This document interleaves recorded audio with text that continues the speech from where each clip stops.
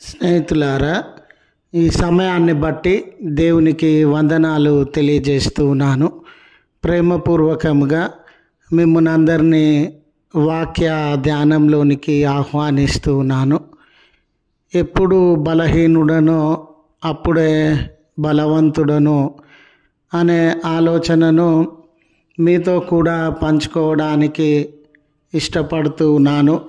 స్నేహితులారా, బలహీన సమయంలో బలహీనత ఆవరించినటువంటి వేళ మనము అంతా అయిపోయింది, ఈ బలహీనతలలో నుండి నేను బయటకు రాలేను, అన్ని విధాలుగా క్షీణించిపోయాను, అన్ని విధాలుగా పతనమైపోయాను అని బాధపడుతూ ఉంటాం.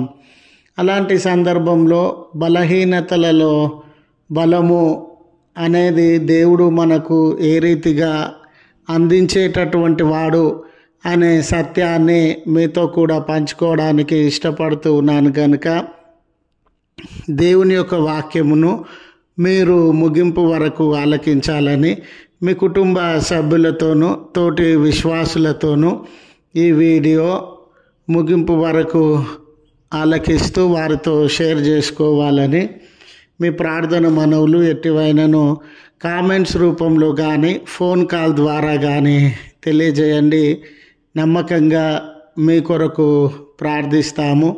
ఈ వీడియో మీ ఆధ్యాత్మిక జీవితంలో ఉపయోగకరంగా ఉంది అని మీకు అనిపిస్తే దయచేసి ఈ ఛానల్ను సబ్స్క్రైబ్ చేసుకునవలసినదిగా మనవి చేస్తూ ఉన్నాను.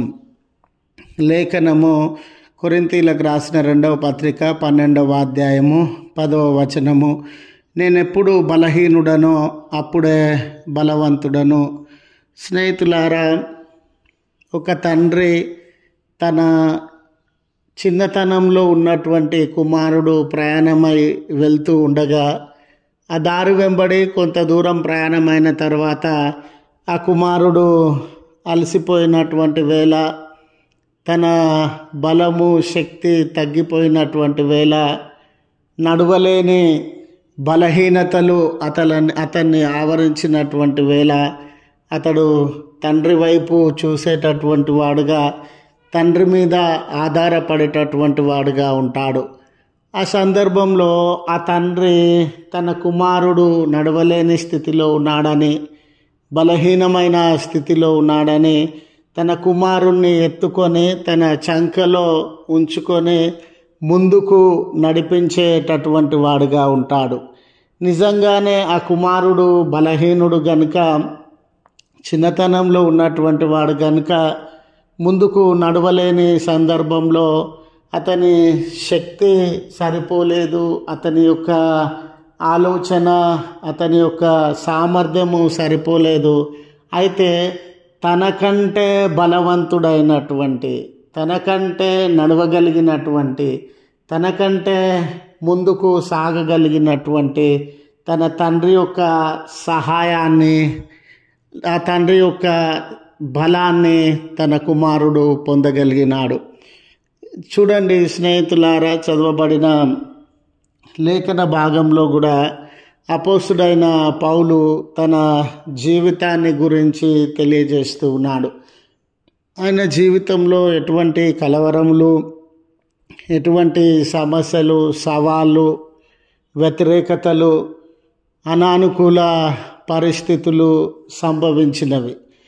ఒక్కొక్క వ్యతిరేకత, ఒక్కొక్క సమస్య, కొరత, ఆపద తన జీవితాన్ని నిరాశపరిచి ఉండవచ్చు, నిస్పృహలకు లోని చేసి ఉండవచ్చు, బలహీనపరిచి ఉండవచ్చు. అయ్యో, ఇక ముందుకు సాగలేని పరిస్థితులు ఉన్నవే, ముందుకు వెళ్ళలేనటువంటి అడ్డంకులున్నవే అని తాను బలహీనత చెందినటువంటి వాడనని, తన పనిలో ముందుకు సాగలేని పతనాన్ని అనుభవిస్తూ ఉన్నాను అనే సందర్భములను తాను అనుభవించి ఉండవచ్చు. అన్నిటికీ మించి తన వ్యక్తిగత జీవితాన్ని గురించి, నా శరీరంలో సాతాను దూతగా ఒక ముళ్ళు ఉంచబడింది అని వారు తెలియజేస్తూ ఉన్నారు. ఆ ముళ్ళు అనేది క్లియర్గా ఏంటని వారు చెప్పలేదు. కానీ ఆ ముళ్ళు వలన తాను ఎంతో నొప్పిని అనుభవించి ఉండవచ్చు, బలహీనతను అనుభవించి ఉండవచ్చు. ఆ ముళ్ళు పదే పదే తన శరీరాన్ని, మనసును బాధ పెట్టి ఉండవచ్చు. ఆ ముళ్ళు తనకి అడ్డంకి అని, తన ముళ్ళు అతనికి బలహీనత అని, తన ముళ్ళు తనను నడవకుండా, ముందుకు సాగకుండా చేస్తూ ఉన్నది అని తను భావించి ఉండవచ్చు. అలాంటి సందర్భంలో వారు ప్రభు వైపు చూసినారు. అలాంటి సందర్భంలో ప్రభు మీద వారు ఆధారపడినారు. మీరు చూడండి, వారు పొంది ఉన్నటువంటి జవాబు ఏంటనంటే, నా కృప నీకు చాలును అని ప్రభు వారికి వాగ్దానము చేసినాడు.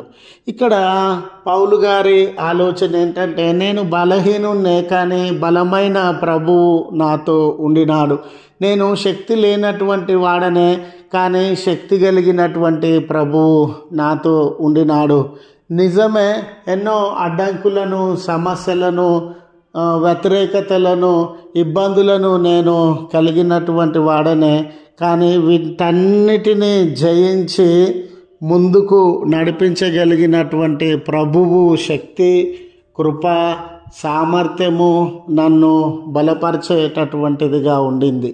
నేను ఎప్పుడు బలహీనులను కనబడుతూ ఉన్నానో అప్పుడే బలవంతుడను అనే వారు పలకడంలో ఉన్న భావం ఏంటంటే, నేను బలహీనుడిగా ఉన్నప్పుడు దేవుని కృప నా మీద ఉంది, నేను బలహీనుడిగా ఉన్నప్పుడు దేవుని బలము నా మీద ఉంది, నేను బలహీనుడిగా ఉన్నప్పుడు దేవుని నడిపింపు నా మీద ఉంది, నేను బలహీనుడిగా ఉన్నప్పుడు దేవుని యొక్క కాపుదల, సహాయం నా మీద ఉంది. కాబట్టి నేను బలహీనుడిగా ఉన్నప్పుడే దేవుడు నాతో ఉన్నాడు కనుక నేను బలవంతుణ్ణి అని వారు సాక్ష్యం ఇవ్వగలుగుతూ ఉన్నారు. కనుక స్నేహితులారా, మన జీవితాలలో కూడా ఎన్నో సందర్భాలలో మనం బలహీనులంగా ఉండవచ్చు, అనారోగ్యవంతులంగా ఉండవచ్చు, శ్రమలను, బంధకములను అనుభవించేటటువంటి వారంగా ఉండవచ్చు. అలాంటి సందర్భంలో దేవుని కృప మనలను బలపరుస్తుంది అని గుర్తు చేస్తూ ఈ మాటలను ముగిస్తూ ఉన్నాను. ప్రార్థించుదాము. కృపగల తండ్రి, ప్రేమగల మా దేవ, మీ పరిశుద్ధ ఉన్నతమైన నామమునకు కృతజ్ఞతలు, స్తోత్రములు చెల్లిస్తూ ఉన్నాం.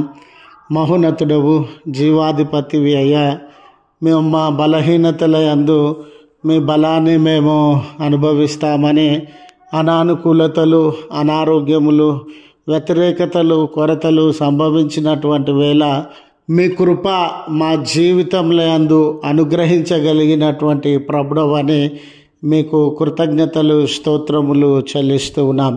మాలో చాలామంది మీ బలహీనులమైపోయినామని, క్షీణించిపోయినామని, మా జీవితంలో ఏదో ప్రయోజనకరమైనది దూరమైపోయిందని కృంగిపోయే వారంగా ఉన్నామయ్యా, దుఃఖించేటటువంటి వారంగా ఉన్నామయ్యా.